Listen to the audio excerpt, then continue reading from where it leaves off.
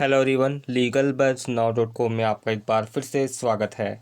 Legal buzz app भी आप Google play store से डाउनलोड कर सकते हैं और जुडिशरी प्री और मेंस परीक्षा के प्रश्नों का प्रतिदिन अभ्यास कर सकते हैं। तो आज ही गूगल प्ले स्टोर से लीगल बज़ ऐप डाउनलोड करें। लीगल बज़ रिवीजन डोज में आज फिर से हम कुछ नया सीखेंगे, जानेंगे। तो आइए शुरू करते हैं आज का रिवीजन। हम CRPC से कुछ नया सीख रहे हैं, उसी क्रम को आगे की ओर बढ़ाते हैं। फ्रेंड, जैसा कि आपकी स्क्रीन पर आपको कुछ एलिमेंट्स दिखाई दे रहे हैं CRPC से, तो उनको समझते हैं। जैसे चैप्टर 2, यानी याद रखें CRPC के चैप्टर 2 किस बारे में प्रोविज़न करता है। तो याद रखें दंड न्यायालयों के वर्ग यानी टाइप्स ऑफ क्रिमिनल कोड के बारे में चैप्टर 2 जो है एक्सप्लेन करता है। और ये कहाँ तक बताया गया है? सेक्शन 6 से 52A तक। यानी धाराओं को याद रखें, सेक्शन 6 से 52A दंड न्यायालयों के वर्ग हैं। अब दंड न्यायालयों के वर्गों के बारे में अगर बात करें तो हाई कोर्ट और इस संहिता से भिन्न यानी उच्च न्यायालय और संहिता से भिन्न अगर कोई न्यायालय है लॉज के किसी लोकल लॉज के अधीन गठित न्यायालय, तो उसके अधीन गठित न्यायालयों के अलावा जो है कॉमनली 4 प्रकार के न्यायालय होते हैं।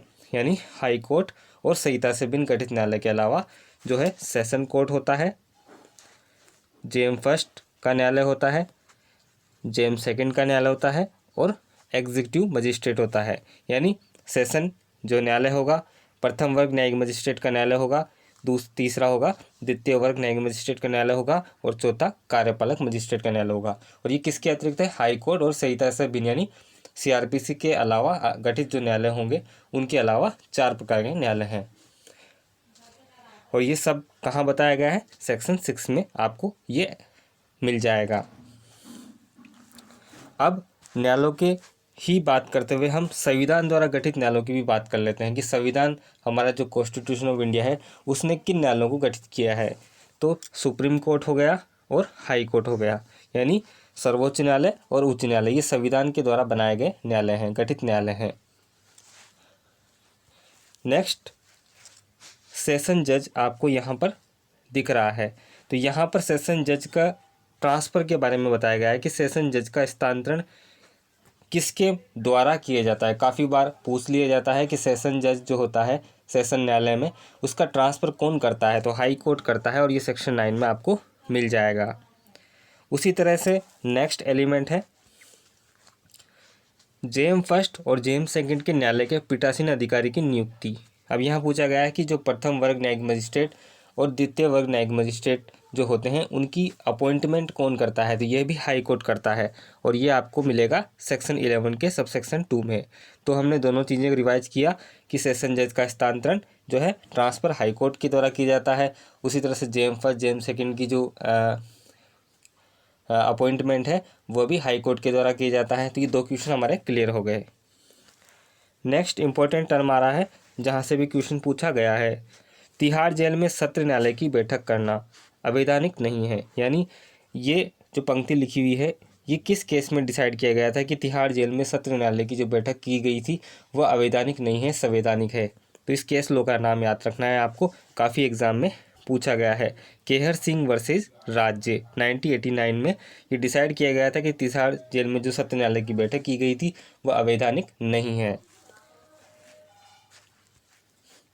नेक्स्ट है सेशन न्यायालय की बैठक का स्थान, यानी जो सेशन कोर्ट है वो अपनी कार्रवाई जो करेगा उसकी बैठक का स्थान कहाँ और कौन डिसाइड करेगा? तो ये हाई कोर्ट डिसाइड करती है कि सेशन न्यायालय अपनी बैठक का जो है स्थान कहाँ पर करेगा। तो ये आपको ध्यान रखना है और ये सेक्शन 9 जो है उसका सबसेक्शन 6 में बताया गया है CRPC में कि सेशन न्यायालय अपनी बैठक का स्थान कहाँ करेगा, जो हाई कोर्ट अधिसूचना द्वारा विनिर्दिष्ट करे। लेकिन विशेष मामले जो आ जाते हैं तो वहाँ पर वह अन्य स्थान पर भी सेशन जो न्यायालय अपनी बैठक कर सकता है, जहाँ पर पक्षकार जो है उनको सुविधा हो, साक्षियों को सुविधा हो, तो वह अन्य स्थान पर भी कर सकता है।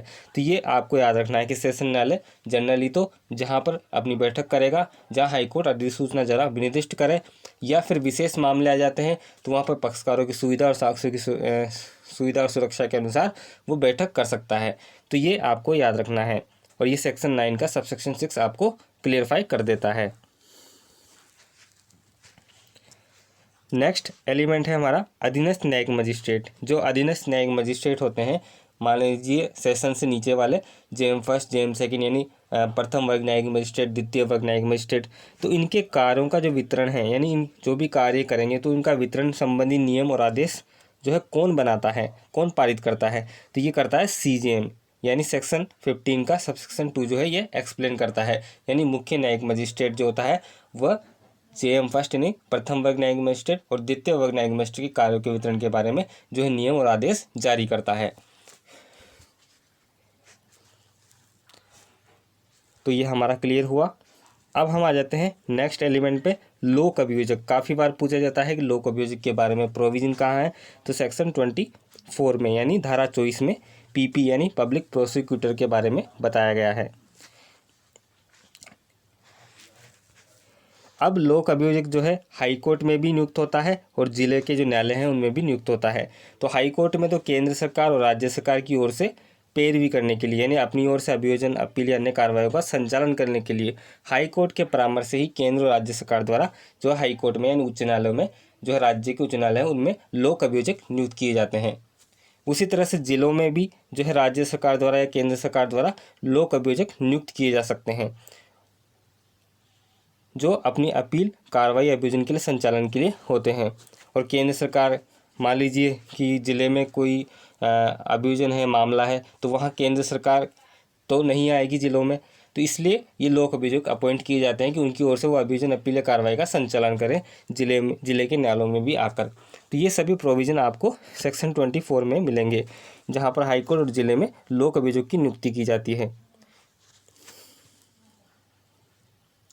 अब जो जिलों में लोक अभियोजक नियुक्त किए जाते हैं यानी जो हमारे जो जिला न्यायालय होते हैं उसमें लोक अभियोजक नियुक्त किए जाते हैं, जो किन एक पैनल बनाया जाता है यानी एक पैनल होता है जो जिला मजिस्ट्रेट होता है यानी कलेक्टर होता है, उसके द्वारा एक पैनल बनाया जाता है कि ये व्यक्ति जो जिलों में जो जिला न्यायालय है उनमें लोक अभियोजक अपॉइंट किए जा सकते हैं। तो उस पैनल की जो लिस्ट है उसमें से उन नामों में जो व्यक्तियों के नाम है उनमें से ये नियुक्त किए जाएंगे।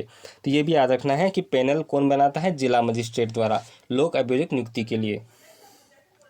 और ये आपको मिलेगा सेक्शन 24 सबसेक्शन 5 यानी सीआरपीसी की धारा 24 की उपधारा 5 में ये बताया गया है। तो हमारा ये भी रिवाइज हुआ।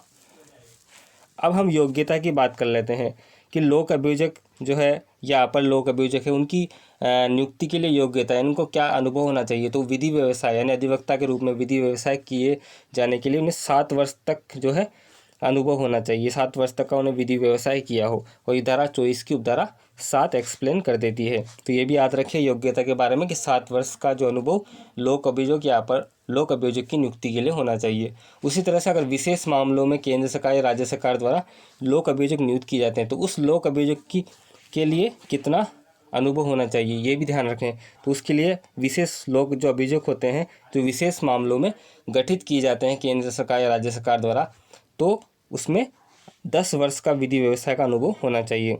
और ये आपको बताया गया है धारा 24 की उपधारा 8 में। तो ये आप ध्यान रखें। तो इस तरह से आज लीगल बज रिवीजन डोज में हमने काफ़ी कुछ चीज़ों को सीखा है, जाना है। नेक्स्ट डोज में फिर से हम कुछ नया सीखेंगे। तो आज के लिए इतना ही। Thank you very much.